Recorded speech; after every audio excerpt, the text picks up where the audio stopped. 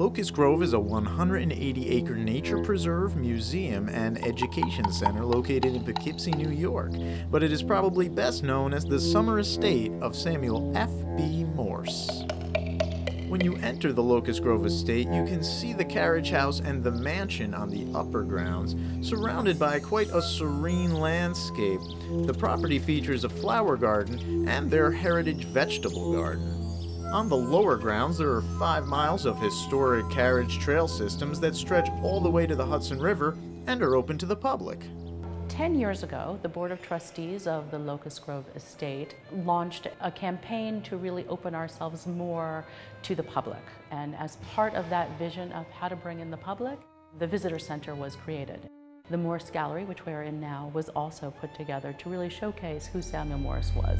Samuel F.B. Morse, Samuel Finley Breeze Morse, was the father, we say, of invention, or American Leonardo, some call him. During his time, he was a very well-established portrait artist. And so he was commissioned to do portraits of a number of different distinguished families. He is best known for the telegraph, which is the beginning of Morse code.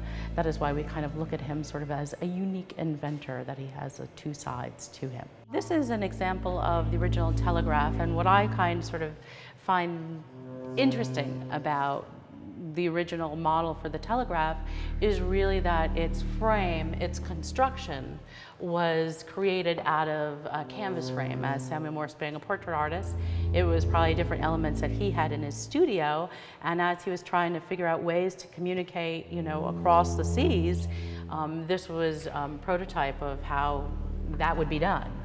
So necessity was the mother of invention on this one. Necessity, definitely mother of invention. Morse is truly the father of communication, a technological prophet, so to speak, as his vision laid the groundwork for today's communication systems, which have become such a part of who we are as a global society.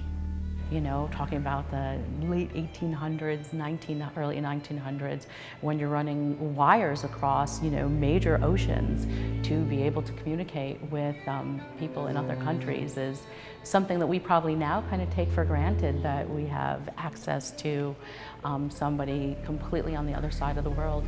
And here's some examples of the cables. And those are like original samples of the cable? Yep, a selection of the telegraph cable. Imagine running that all the way under the Atlantic Ocean. Imagine making it first. I mean, imagine making it, and imagine that it would actually continue to work for all that distance. Once it became more popular, Morse code really became fun for children. So we have a showcase of different Morse code games and communication as, the curiosity that really hit the mainstream. Imagine not only are you going to be able to communicate across the seas, but someday we might be able to communicate all the way out to outer space. So really, how much we as a society look to continue our growth and our excitement for communication. And in that true spirit of invention being born out of necessity, celebrating the music of gypsy jazz pioneer Django Reinhardt with local band Metropolitan Hot Club could not be a more fitting addition to the Locust Grove Summer Concert Series. I think it was around the age of 18, 19 years old. He was injured in a fire in his caravan. He'd come home at night and he'd heard a noise in the caravan. He lit a candle to go see what the noise was. The candle fell and caught the caravan on fire, and him and his wife got out. But Django was burned up most of his left side and destroyed really these 2 fingers on his left hand. And they never thought he'd play again.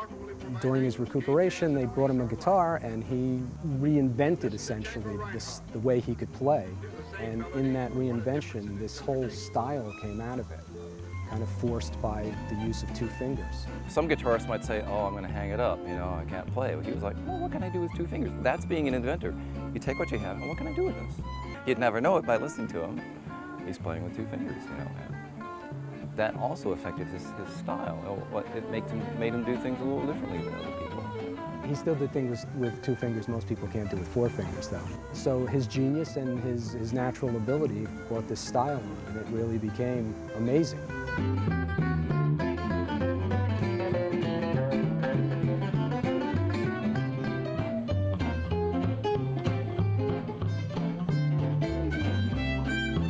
music, Django Reinhardt's inventiveness and pioneer spirit lives on in those he has influenced, much as the legacy of Samuel F.B. Morse lives on in those today who are trying to always improve our communication as a global community.